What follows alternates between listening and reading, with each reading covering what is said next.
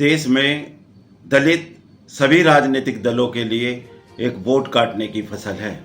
सरकारों के दलित उत्थान की योजनाओं को केवल अब फाइलों में दम तोड़ते नजर आती हैं।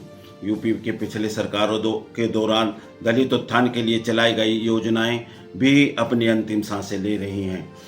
यूपी में 5000 से अधिक स्कूलों को बंद किए जाने की खबर की सुर्खियों के बीच योगी आदित्यनाथ की सरकार ने समाज कल्याण विभाग द्वारा अनुदानित विद्यालयों को बंद करने का निर्णय लिया है।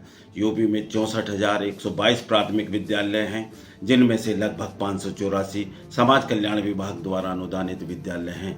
पूर्ववर्ती सरकारों ने इन विद्यालयों को अनुसूचित जाति बाहुल्य क्षेत्रों में इसलिए स्थापित कराया था, उनका मकसद था कि अनुसूचित जाति के बच्चे शिक्षा से वंचित न रह जाएं।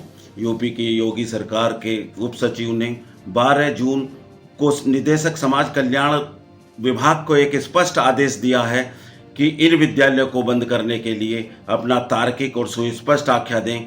इन विद्यालयों की क्या ज़रूरत है? ये विद्यालय जब हर गांव में एक प्राथमिक विद्यालय है तो इन विद्यालयों का चलाए जाने का कोई औचित्य नहीं है। कमाल की बात तो यह है कि इन सब की जानकारी विभागीय मंत्री श्री असीम अरुण को नहीं दी गई।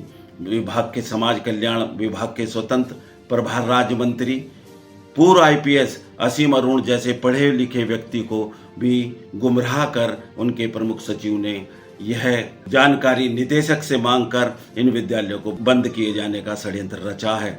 असीम अरुण को जानकारी होने पर उन्होंने अपने प्रमुख सचिव वेंकटेश्वर लू को पत्र लिखकर इसका कड़ा प्रतिशोध किया है। उन्होंने कहा है ये किस नीति के तहत विद्यालय को बंद करने की योजना है।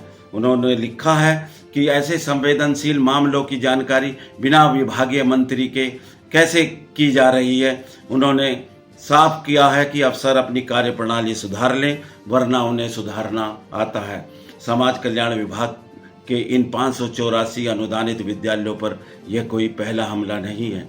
इससे पूर्व भी 2006 में मुलायम सिंह यादव के नेतृत्व वाली समाजवादी पार्टी की सरकार ने इन विद्यालयों का आवर्तक अनुदान बंद कर दिया था। आवर्तक अनुदान बंद करने से ये विद्यालय बंदी के कागार पर चले गए, लेकिन इन विद्यालयों को संचालित करने वाले निजी प्रबंध तंत्रों ने अपने संसाधनों से इन्हें जीवित रखा। आवर्तक अनुदान के बंद होने से केवल शिक्षकों का वेतन ही सरकार द्वारा दिया जाता है, बाकी विद्यालय पर होने वाले खर्चों का निजी प्रबंध तंत्र द्वारा वहन किया जाता है। भारतीय जनता पार्टी के दलित प्रेम इसी बात से सामने आता है कि वोट के नाम पर दलित उत्थान की तमाम योजनाओं की घोषणा की जाती है, लेकिन 584 समाज कल्याण विभाग वाले अनुदानित विद्यालय जहां 50% से अधिक बच्चे अनुसूचित जाति के पढ़ते हैं, उन्हें बंद करने के लिए सरकार का दलित प्रेम सामने आ जाता है। यूपी की योगी सरकार वोट की राजनीति के लिए हर साल दलित छात्रवृत्ति वितरित किए जाने के तमाम आंकड़े पेश करती है। इन आंकड़ों का में इतनी बड़ी बाजीगरी है जो सोचने से भी बाहर है। वर्तमान सरकार ने 1.79 करोड़ लोगों को वजीफा देने की बात कही है, लेकिन आज भी हर शहर हर कस्बे में दलित शिक्षा के क्षेत्र में पैसे के अभाव में वंचित है और वो बेरोजगार घूमता नजर आता है। 2007 दलित राजनीति करने वाले तमाम दल योगी सरकार के इतने बड़े फैसले पर चुप्पी अख्तियार किए हैं। 2027 के होने वाले विधानसभा चुनाव पर सबकी नज़र है।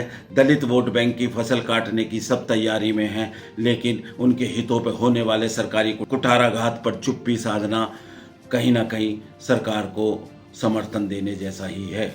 अब देखना यह है कि दलित इस बड़ी शिक्षा से वंचित करने के षड्यंत्र को किस तरह से देखते हैं।